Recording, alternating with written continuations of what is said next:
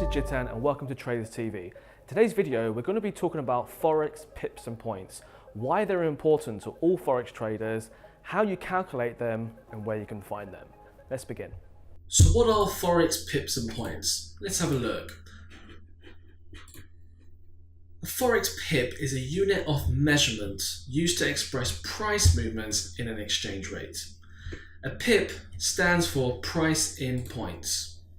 Most pairs are priced to 4 decimal places, apart from anything with the Japanese yen in it, which is priced to 2 decimal places. However, most trading platforms now have a few extra digits after the 4th and 2nd decimal place for what we call precision pricing, mainly used for algo traders who can take trades within nanoseconds.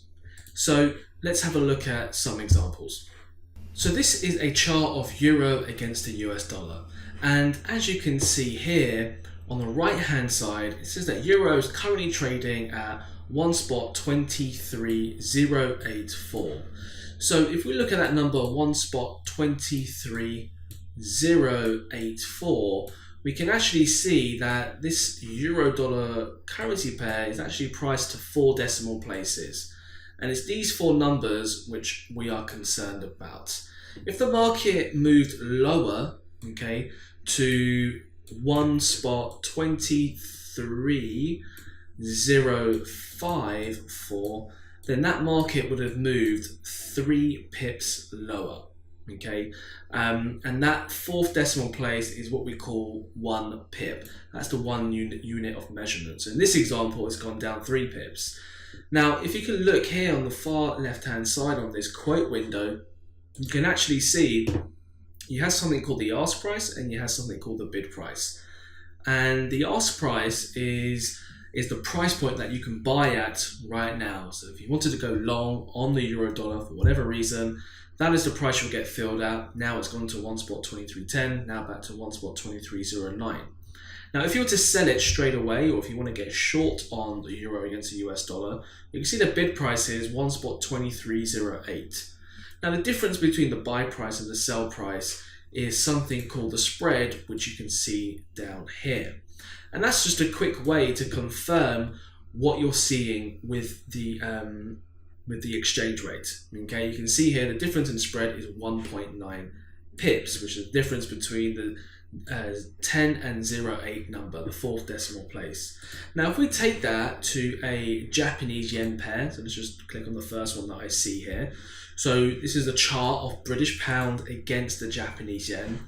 We can see that this is where the market is trading right now, around the 149 spot 35 area.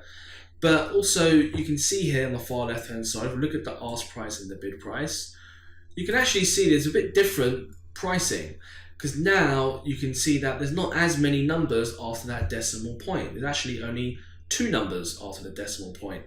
And the difference between this is the spread. In this instance, it's 4 pips right now on British pound against the Japanese yen, which as you can see, the ask price is 149 spot 41 and the bid price is 149 spot 37. So the difference between that is your 4 pips.